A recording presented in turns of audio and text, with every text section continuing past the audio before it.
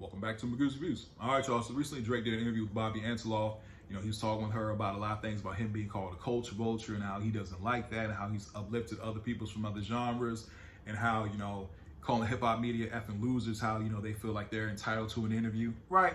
Let's break it down. So even though there are pro Drake, you know, interviewers and podcasts like Joe Budden or Math Hoffa or Rory and Mal, you know, you got your Elliot Wilsons or Angie Martinez. At the end of the day, man, hip hop media is going to ask them those questions. Even though some of them may softball pitch them, they're still going to want to know a lot of things. Like, hey, how did you feel after Meet the Grams drop? How did you feel after Hearing Not Like Us? What were you thinking about dropping this lawsuit? They're still going to ask me those questions. You know, I think at the end of the day, Drake's not ready to go to any hip hop media. I'd be surprised if he goes to any hip hop media ever again because of everything that happened post battle. You know what I'm saying? And I think that his actions really did prove who he is. You know what I'm saying? At the end of the day.